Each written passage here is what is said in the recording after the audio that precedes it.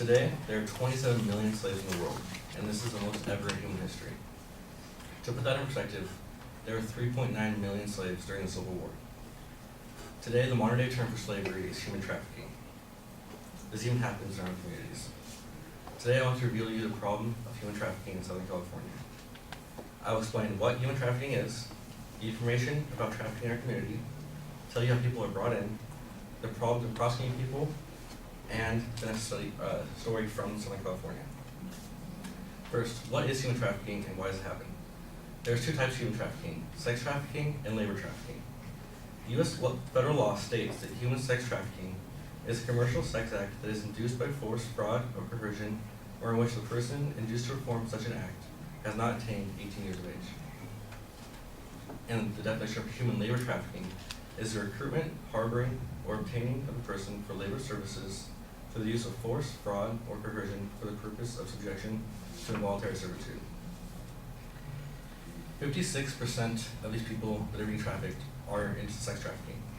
This is mainly women, and the average age for this woman is 13 years old. These women are forced on the streets to sell their bodies, and can be sold 10 to 15 times a night, possibly even more. The main driver behind this is money. A typical trafficker with just 4 women can make $600,000 a year. There's also many gangs that can have 20 to 30 times the amount of women, and they'll be making millions each year. On the other hand, 23% of these people are being labor trafficked. These are usually foreigners that have been told that there's a job waiting for them, and when they come, there is no job. It was just bait to get them over here. And there's so much sold in sex trafficking, and then most of them are in labor trafficking because they have no money. They work for an hourly wage. Unbeknownst to most of us, this even happens in our own community.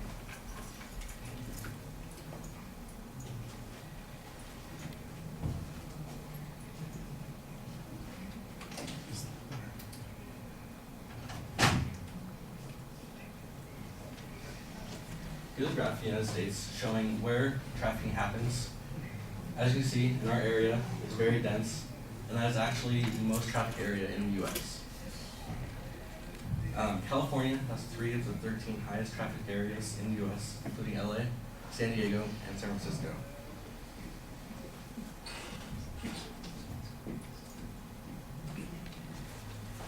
In a study by the California Department of Justice, they found that there was 521 identified victims in 2011. This does not include the unidentified. Many are never found. It's just they're still out there being sex trafficked, and it was never brought to the police attention. And many are under-identified, and they're prosecuted for other crimes and other things. Now here is the number of victims identified by police from quarter 3 in 2010 to quarter 3 in 2012.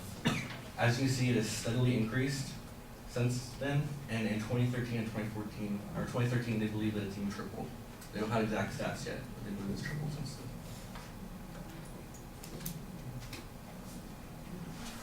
Now I'll explain to you how people are brought into trafficking. In sex trafficking, it's mainly the 13-year-old girls. And many of these girls have self-esteem issues and don't really know who they are yet and feel that they don't have a connection to their family. So men go and woo them and basically tell them they're loved and they're beautiful. And these girls start to believe them and believe that they're loved by the men more than their family. After the men do this for about 6-7 months, they convince the girls to run away with them. The men will take them to a separate part of the country where they then force the girls into sex trafficking. The sad part about this is that the men make the girls believe that they're trafficking for their own benefit. That they're helping themselves, not just being forced to do it. They have to do it. And this brainwashing makes these girls unaware of what's going on. On the other side, foreigners are also brought in. And as I said, they're brought in and promised jobs. And this bait is what gets them here. Sometimes the women are taken and sex trafficked. Other times people come in and they don't have any money, and so they're forced into labor. Sometimes at an unrealistic wage, like $1 an hour, and so they work 20 hours a day just to get by. And sometimes they're just kept captive and working for no wage. There's also a very large problem in the way we identify these victims. Sometimes the women that are on the street that are 13 are identified as prostitutes, not just as sex trafficked. This is due to the fact that there's no knowledge on the subject by our police or our judicial system. These girls are brought in and charged with prostitution. This is on top of the already emotional damage of being sex trafficked, being forced on the streets. This makes a terrible problem even worse. They not only have this damage to them, but they also have prosecution charge, which makes it difficult for them to get a job later in life, and they can never recover from what has happened to them. It makes life unbearable for them for future. Finally, I'll give you an example from our own community. A girl named Abraham Parks was a 17-year-old girl from St. Anne.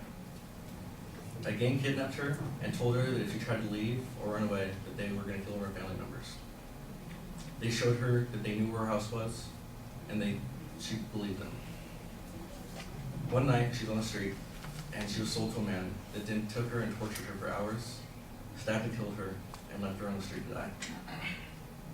This happened in Yorba Linda, happened on February 5th of this year, nearly 6 weeks ago. In conclusion, I revealed the problem of human trafficking in Southern California. I've shown you what human trafficking is and why it is a problem.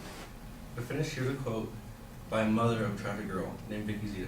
She said, "The fact is human trafficking is happening right here, right now, in the United States, probably in any city where anybody lives. Just because you don't know anything about it doesn't mean it's not happening."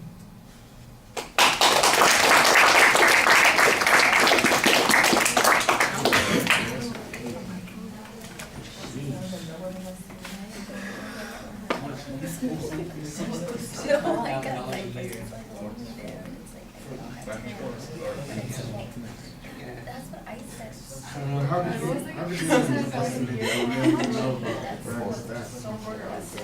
Oh no, they said they can't. They said they can't. It's not just that they can get someone who's already been in there. Who like has their identity. It's over 18. It's No, honestly,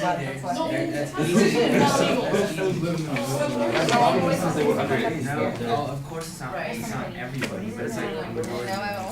Happens in the population. I know Like the people most- who have enough money to actually afford this. human trafficking goes on. Super Bowl. Everybody.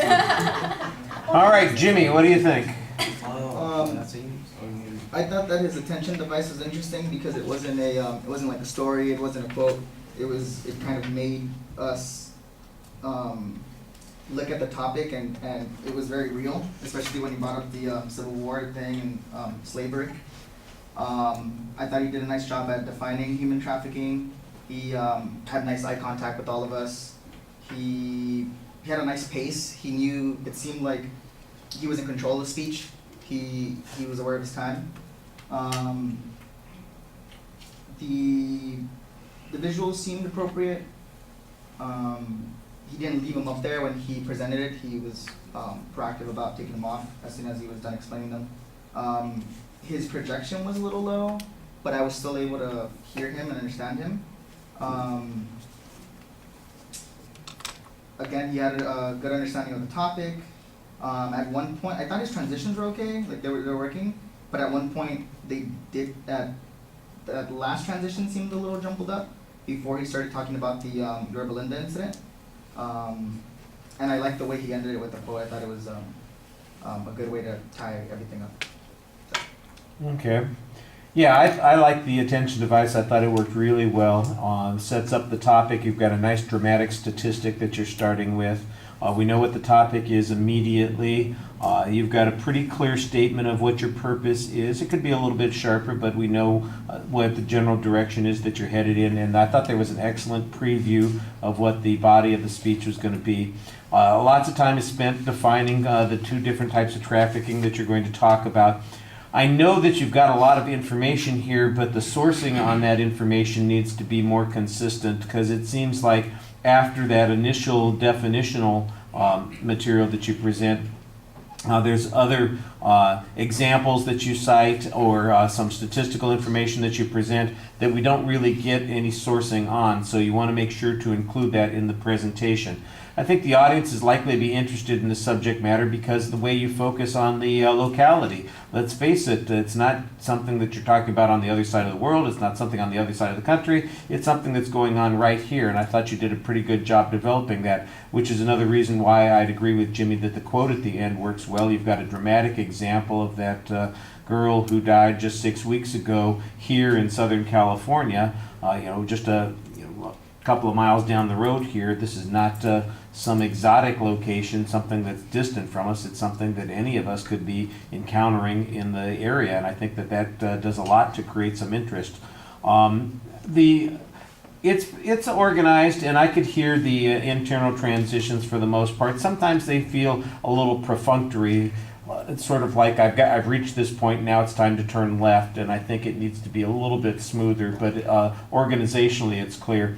The visual materials were fine. I thought that the graph does a good job, the bar graph does a good job showing the escalation there. I'm wondering if the increase in the number of identified victims is a result of better police work, or if it's because there's been an increased number of women or people who are being trafficked, and so it's a little bit hard to tell based on that. It might be helpful if we knew more about what those statistics were based on, who accumulated that data. Maybe that would add something to our understanding on that.